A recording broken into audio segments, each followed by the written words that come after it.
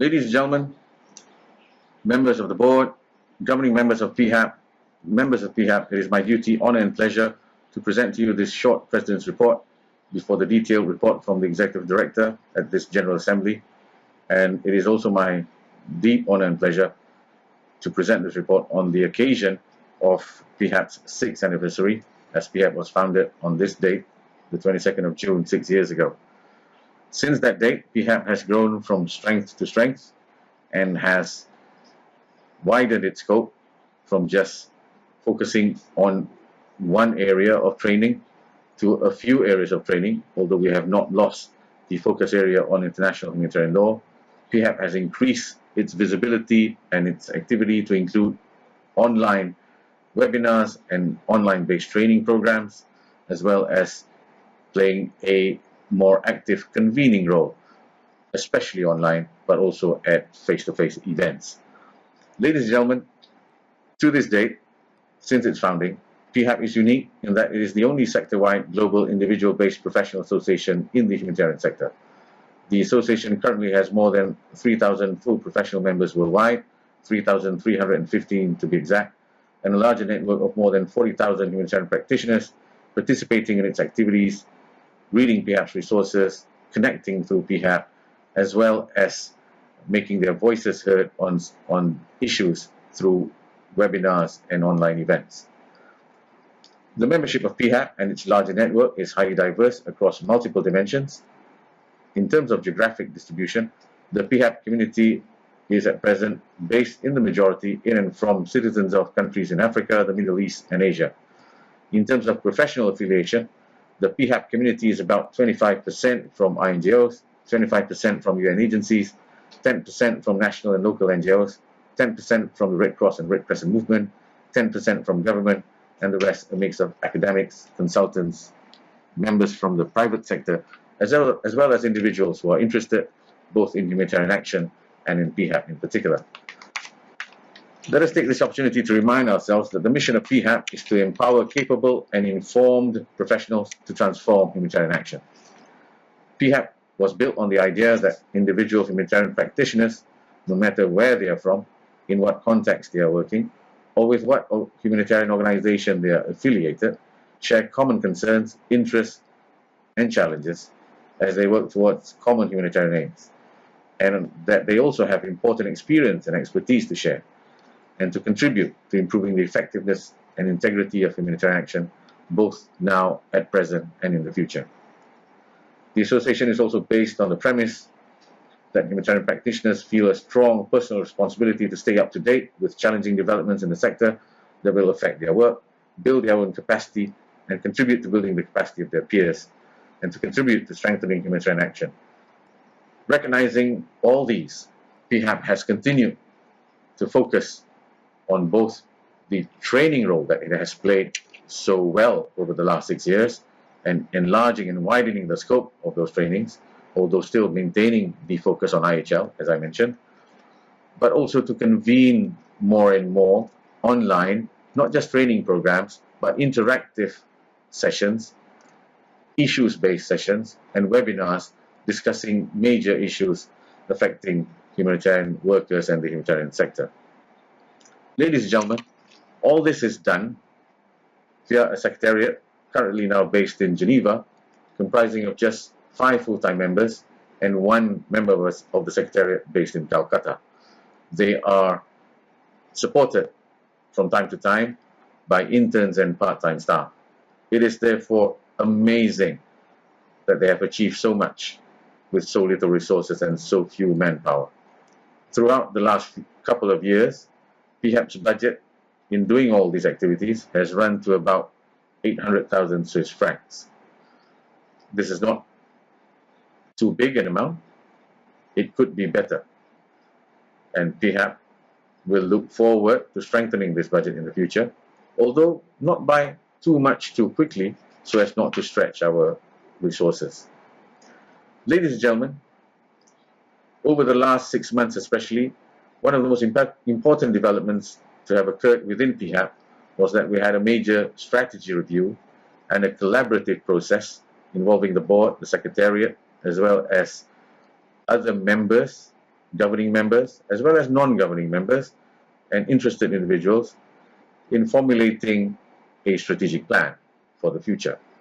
This has come about as PHAP has recognized, both in the board as well as in the Secretariat, that the network, the association, has reached an important crossroads in its development. Most of this collaborative work was done at the end of February this year, facilitated very well by an experienced and knowledgeable facilitator in the sector. And we hope to present the strategy review and the strategic plan today. And the hope of the board and the Secretariat is that it will receive your support, as well as we will be able to adopt it formally. Ladies and gentlemen, going forward, PHAP will have to look very carefully at not just its core areas of activities, which is what we are doing now, both in terms of training programs, online presentations and programs, as well as playing an interactive role more and more surrounding issues which affect the sector and which affect the humanitarian worker as the individual, especially. But it will also have to look very carefully at playing a bigger and more productive convening role.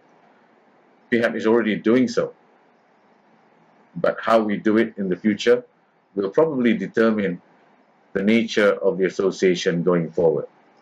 It is important to note that being an association and a network of individual humanitarian practitioners, rather than of organizations, PHAP provides a safe and relatively neutral space for discussions to take place, as opposed to sometimes the difficulty of having to discuss difficult issues affecting the sector through organizations, as each organization will have its own priorities. Going forward also, PHAP will look to strengthen and improve its governance structure, and this is one of the strongest recommendations coming out of the strategy review. To this end, we are happy that today, hopefully, we will add to the board. The board is currently 6 members strong. We hope to add 3 governing members and propose these 3 members for the board today, which we are confident, should they be accepted, they will add strength and deep knowledge of the sector, as well as the ability to take the association forward. On top of that, PHAP will be looking to also increase and have a serious relook at the number as well as the role of governing members, and to get governing members more actively involved in the actual governance of the association. PHAP will also be looking forward to how to have more interaction and more direct involvement of members in some of the processes that will lead to decision making both at board and secretariat level.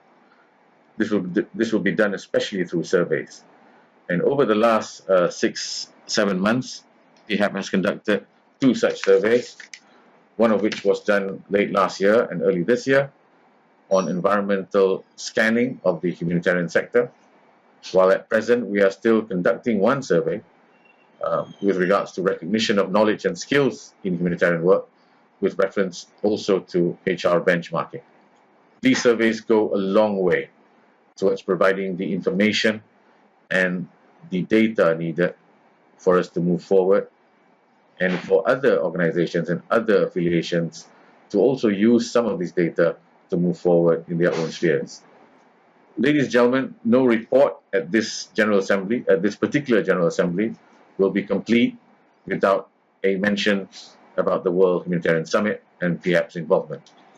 PHAP was strongly represented, albeit its small secretariat, at the World Humanitarian Summit in Istanbul.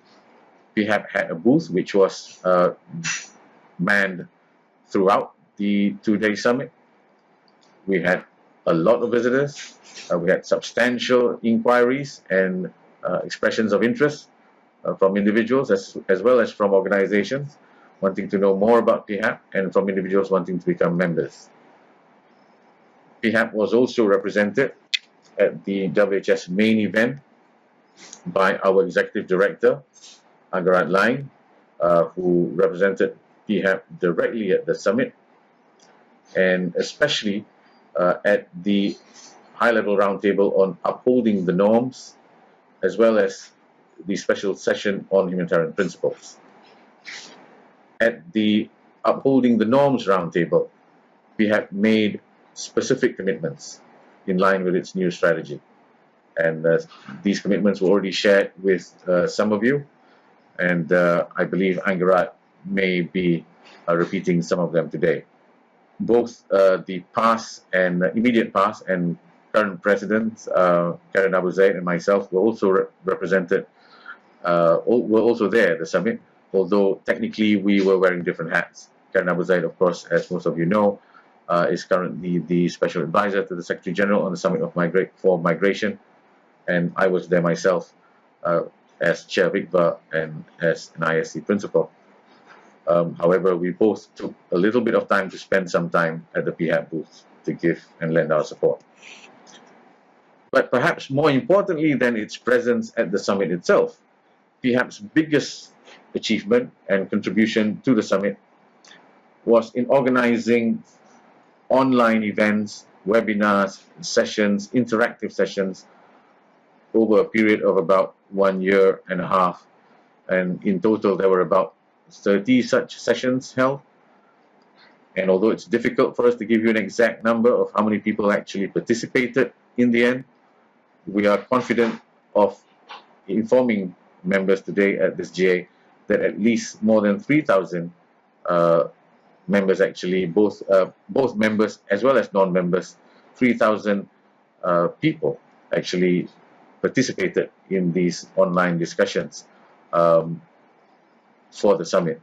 And towards this end, PHAP was acknowledged as being super effective in playing its role in disseminating views and information prior to the World Humanitarian Summit and discussing some of the main points before the summit itself, such as the Grand Bargain, so much so that PHAP was awarded the prize for effective voice at the International Associations Awards 2016. So congratulations to the Secretariat and to those who worked very hard to make PHAP very relevant prior to the World Humanitarian Summit.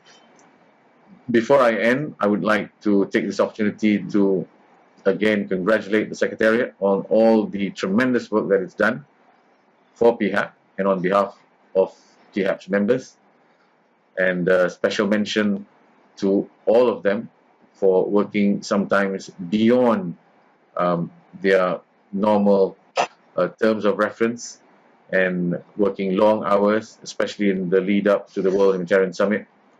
And while we appreciate them, we will also have to look as members, as governing members, as the board, at how to further strengthen and capacitate the Secretariat to do even better in the future.